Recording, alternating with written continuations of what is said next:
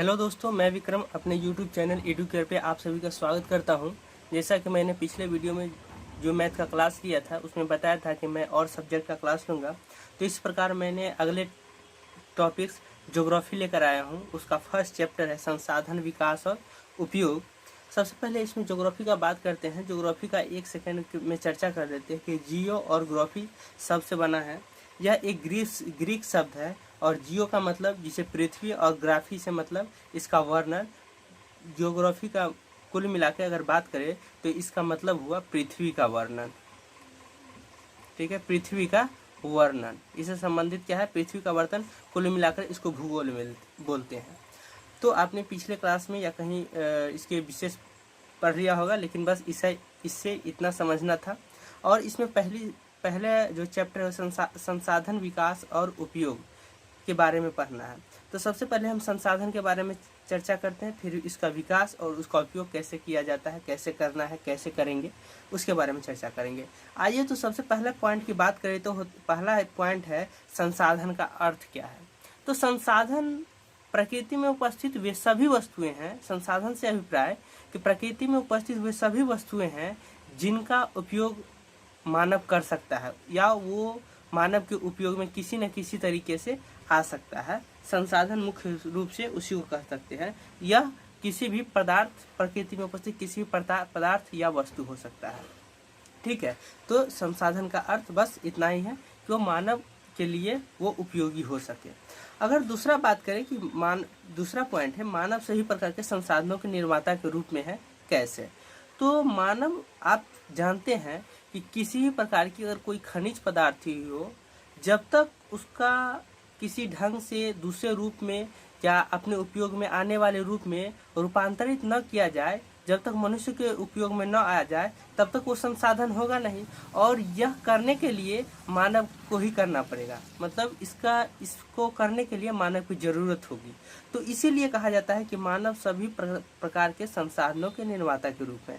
Suppose that अगर हम कुदाल की बात करें जो कि एक लोहे से बनता है। सबसे पहले जो खनिज होता है फेरस ऑक्साइड, उसको पहले लोहे में कन्वर्ट किया जाता है, उसका लोहा होता है। उसके बाद हम अपने अपने तरीके से कुदाल हो या किसी भी प्रकार के यंत्र बनाते हैं। तो इस प्रकार ये बनाया कौन? पहले खनिज निकाला कौन? वो कोई मानव ही निकाला होगा। फिर उस पर टेक्नोलॉजी का यूज करके फिर उसको लोहा बनाया, फिर लोहा से इस कुदाल बनाया। तो इस प्रकार कह सकते हैं कि मानव सभी प्रकार के संसाधनों के निर्माता के रूप में है। तीसरा पॉइंट की बात करें तो तीसरा पॉइंट है संसाधन का महत्व, कि संसाधन का महत्व क्या है। तो हम बात करें, अपने जीवन में ऐसा कोई भी दिन नहीं है, कोई भी क्षण नहीं है जो संसाधनों के बगैर जाता हो।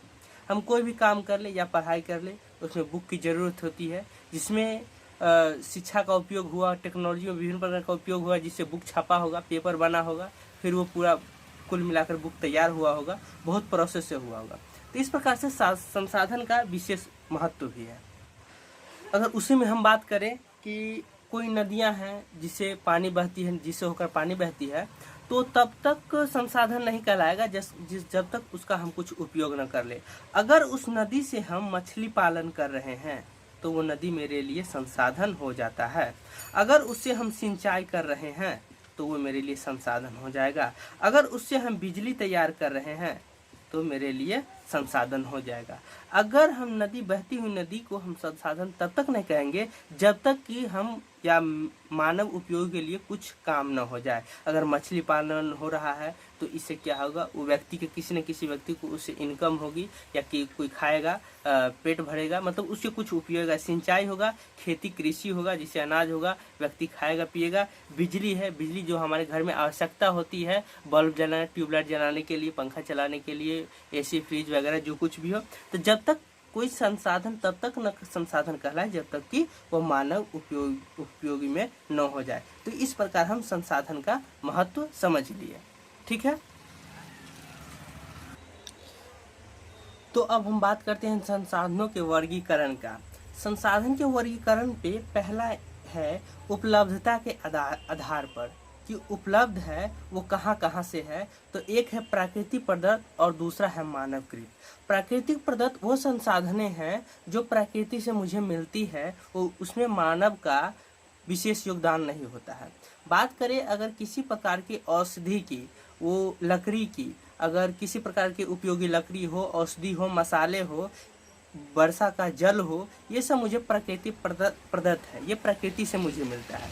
और मानव कृत संसाधन वे संसाधनें होती हैं जो उपलब्ध वस्तुएं में अपने शैक्षणिक योग्यता का प्रयोग करके, टेक्नोलॉजी का यूज करके कोई नया वस्तु बनाता है, कोई नया ऐसी चीज बनाता है जो मानव के लिए उपयोगी हो जाता है, उसके काम में आ जाते हैं, वो मानवकृत संसाधनें हैं। इसका एग्जाम्पल की अगर बात करें तो विभिन्न सड़कें, ऊंचे ऊंचे भवन, रेलवे लाइन इत्यादि, ये सब क्या है, मानव द्वारा बनाया गया है। वो अपना शैक्षणिक योग्यता का प्रयोग करके, टेक्नोलॉजी का यूज करके वो वस्तुएं बनाया है। सड़क, भवन एवं रेलवे लाइन एवं विभिन्न वस्तुएं जो मानव बनाया है वो मानवकृत कहलाते हैं, जो प्रकृति द्वारा मिलता है। जैसे वर्षा का ही जल हो, या फिर जलवायु हो, या फिर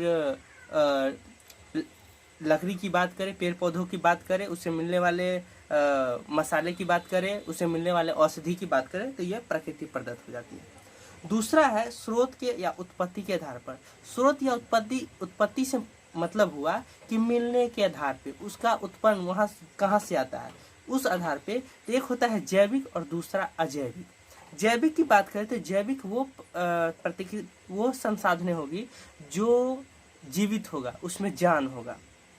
जैसे हम पेड़ पौधे की बात करें तो उसमें जान होता है, वो जैविक हुआ। अगर मनुष्य की भी बात करें, वो भी एक संसाधन है, तो वो जान हुआ, तो वो भी एक संसाधन है, जैविक कहलाएगा। अजैविक वो संसाधन है जिसमें जान नहीं होता है। जैसे अगर बात करें खनिज पदार्थों की बात करें, कोयला, पेट्रोलियम इत्यादि के बारे में बात करें, या फिर वही भवन, सड़कें, रेल लाइनें की बात करें, तो ये अजैविक में आ जाएगा, उसमें जान नहीं है। जैविक में वो संसाधनें होगी जिसमें जान होगा। तीसरी है पुनः प्राप्ति के आधार पर। पुनः प्राप्ति के से अभिप्राय है कि उसे प्राप्त किया जा सकता है या न किया जा सकता है। अगर उसे एक है नवीकरणीय और नवीकरणीय।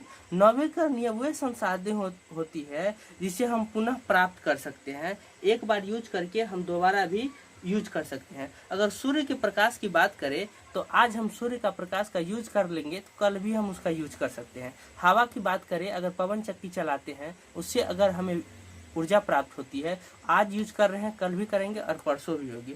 अगर हम वही बात करें नदिया की, उससे तो वर्षों तक उससे हमें बिजली आती है, उससे हम सिंचाई करते हैं, उसमें हम मछली पालन करते हैं, तो वे नवीकरणीय संसाधन है। और अनवीकरणीय संसाधन वो होती है जो एक बार यूज करने के बाद पुनः मुझे नहीं मिल सकता है। जैसे कोई अगर खनिज का क्षेत्र है, वहाँ भंडार जितना भी हो, चाहे असीमित मात्रा में हो, लेकिन उसका एक सीमित होता है। अगर उसका यूज हम करते जाए, बार बार यूज करते जाए, तो एक न एक दिन वो समाप्त हो जाएगा। लेकिन इसमें हम बात कर रहे हैं हवा की, सूर्य का प्रकाश का, ये सब एक न एक दिन समाप्त नहीं होगा, या फिर समाप्त होगा तो इसमें करोड़ों अरबों वर्ष भी लगेंगे।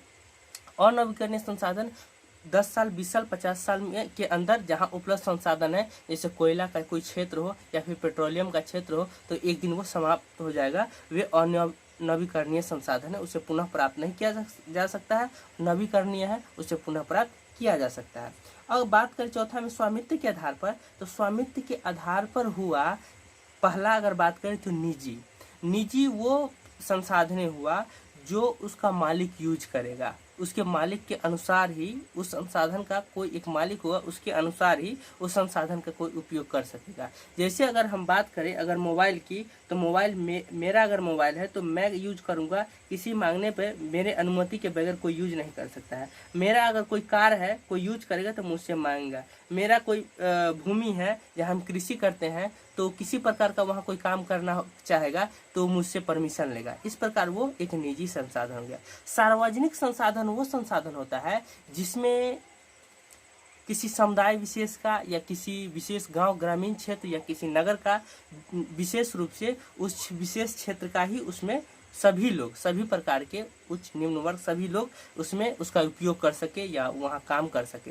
जैसे अगर हम बात करें, एक बाजार होती है गांव में या नगर में, वहाँ सभी प्रकार के लोग जाते हैं। अगर पंचायत भवन की बात करें, जहाँ पंचायतें होती है, उसमें सभी प्रकार के लोग जाते हैं। अगर हम वही बात करें आपको विद्यालय की, सार्वजनिक विद्यालय की, तो उसमें सभी प्रकार के बच्चे, सभी लोग पढ़ने जाते हैं, तो वो सार्वजनिक हो गया।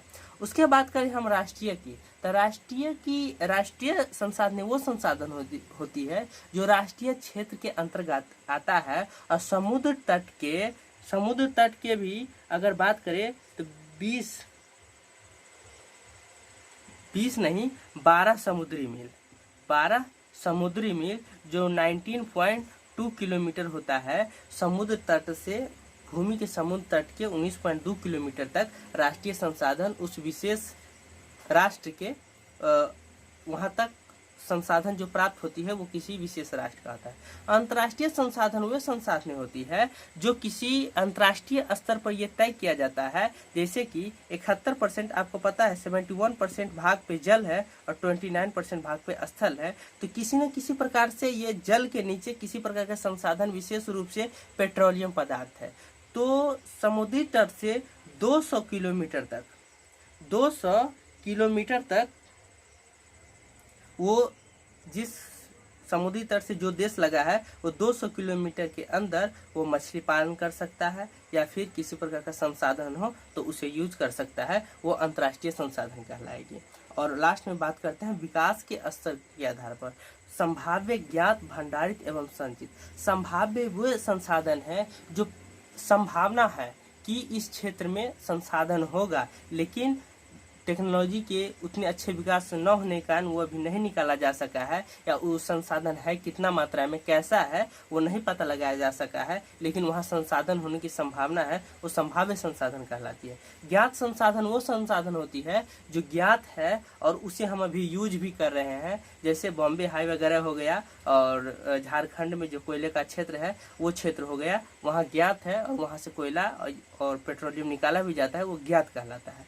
भंडारित संसाधन वे संसाधन होता है जो विशेष टेक्नोलॉजी के उपयोग करके कुछ विशेष खर्चा होगा, विशेष खर्चा करके उसका देखा जाता है कि यहाँ खनिज है या नहीं। जैसे कि 1 किलोमीटर अंदर तक, 2 किलोमीटर अंदर तक।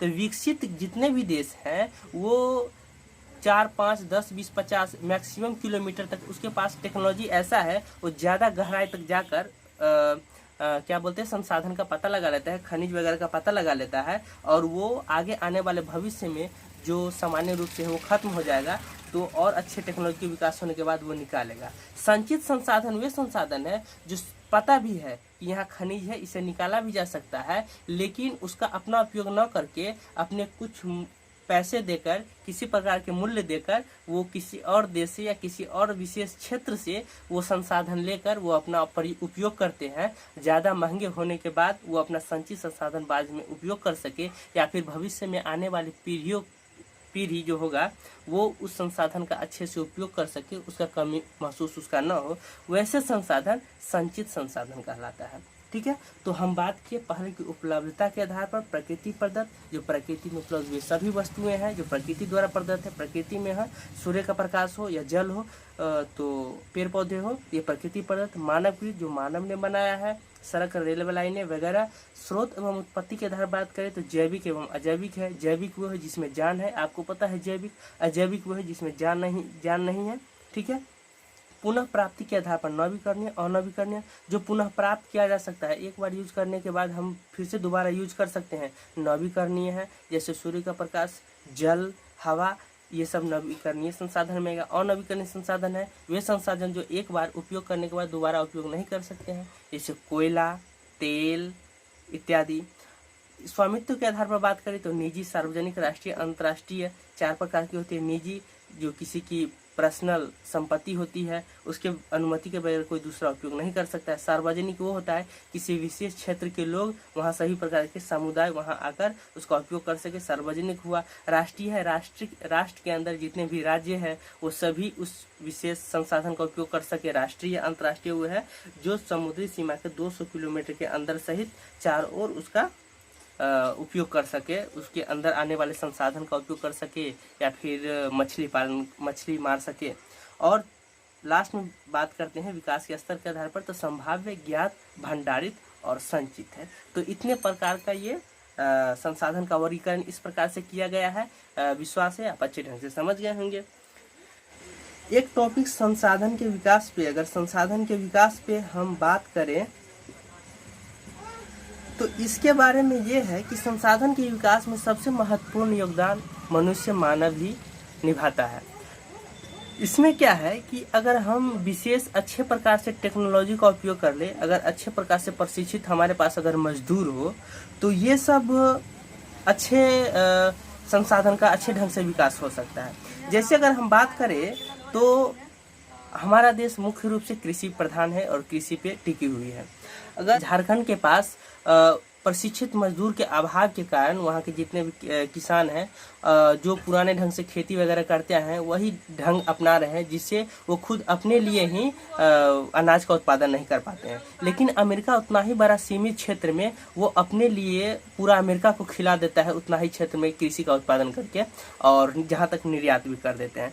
तो इस प्रकार संसाधन के विकास में सबसे महत्वपूर्ण योगदान मानव के साथ साथ उसका शैक्षणिक विकास, जो प्रशिक्षण भी उसका निर्भर करता है, प्रशिक्षण भी निर्भर करता है कि संसाधन के विकास कैसे होगा।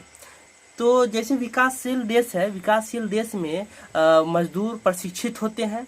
वो प्रशिक्षित होने के कारण कम ही खनिज में, कम ही कच्चा माल में वो अच्छे ढंग से ज़्यादा मात्रा में कोई सामान बना पाते हैं।